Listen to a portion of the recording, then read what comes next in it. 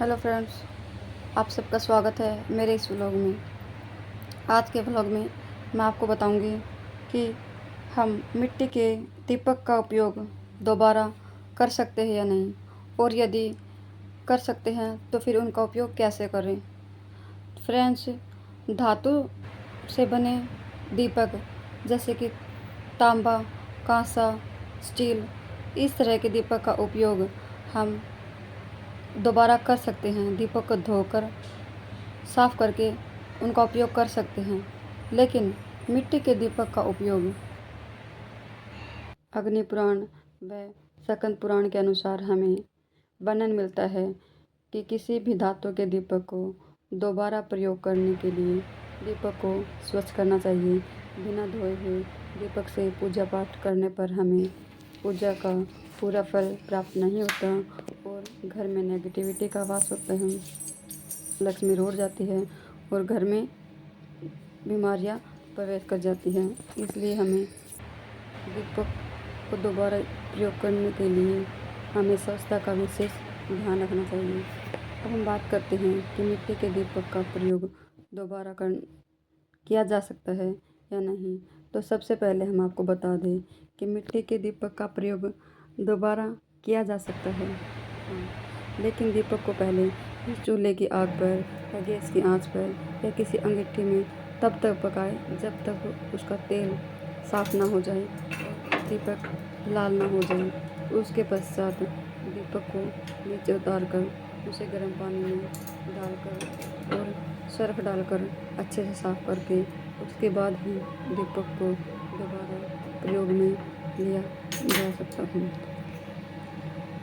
हमें पूजा पाठ में सफाई का विशेष ध्यान रखना चाहिए।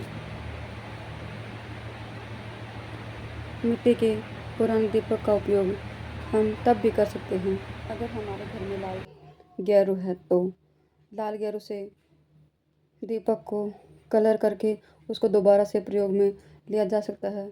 लाल गेरू का प्रयोग हम दीपावली पर अपने घर में लक्ष्मी पूजन के समय करते हैं और उसे घर की दीवारों पर लक्ष्मी जी का चित्र बनाया जाता है, तो वो होता है लाल गेरू। आई होप आपको अच्छे से समझ में आ गया होगा। मिट्टी के दीपक तब तक अपवित्र नहीं माने जाते जब तक कि उनमें कोई टूट फूट न हो जाए या बहुत ज़्यादा गंदा न हो जाए या कहीं से खंडित हो गया हो, तब हम ऐसे दीपक का प्रयोग पूजा पाठ के लिए नहीं कर सकते। तब हमें नया दीपक ही लेना चाहिए ऐसे अवस्था में, क्योंकि दीपक का प्रयोग करने से ऐसे दीपक जो खंडित है, ऐसे दीपक का प्रयोग करने से घर में लक्ष्मी का वास नहीं होता और घर में नेगेटिविटी प्रवेश कर जाती है। इसलिए हमें स्वच्छ दीपक का ही प्रयोग करना चाहिए। दीपक से जुड़ी इन छोटी छोटी बातों का ध्यान हमें अवश्य रखना चाहिए। दीपक में हमेशा नई बातें का ही प्रयोग करें और बची हुई बातें को प्रयोग नहीं करना चाहिए। ऐसी बची हुई बातें को निकाल कर आप किसी गमले में दबा दें या पीपल के नीचे भी रख के आ सकते हैं। घर में सुख शांति, बची हुई बातें का यूज करने से घर में सुख शांति नहीं रहती और घर से बरकत चली जाती है। घर में ऐसी गलती करने से लक्ष्मी जी रूठ कर हमारे घर से चली जाती है, तो हमें ऐसा कदापि नहीं करना चाहिए। पूजा पाठ में हमेशा स्वच्छता का विशेष ध्यान रखें। ये तो थी दीपक से जुड़ी जानकारी। अब हम आपको बताएंगे कि हमें गोल बातें और लंबी बातें का प्रयोग कब करना चाहिए। लंबी बातें का प्रयोग हमें हमेशा लक्ष्मी जी, सरस्वती जी, पार्वती जी या किसी भी देवी के सामने हमें लंबी बातें का प्रयोग करना चाहिए, और गोल बातें का प्रयोग हमें हमेशा हनुमान जी, श्याम जी, राम जी, विष्णु जी, शिव जी, गणेश जी, रामदेव जी या अन्य देवताओं के सामने हमें गोल बातें का प्रयोग करना चाहिए। तो ये तो था लंबी बातें और गोल बातें से जुड़ी कुछ बातें। अब हम आपको बताएंगे कि हमें दो बातें कब लगानी चाहिए, दो बातें का क्या महत्व है।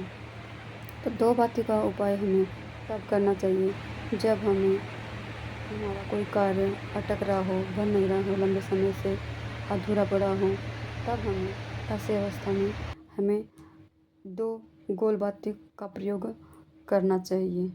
तो ये थी दीपक और बाती से जुड़ी कुछ महत्वपूर्ण जानकारी। अगर आपको मेरे द्वारा दी गई जानकारी अच्छी लगी हो तो चैनल को लाइक कीजिए और मेरे चैनल को सब्सक्राइब कीजिए और इसी प्रकार की बातें जानने के लिए चैनल पर बने रहिए।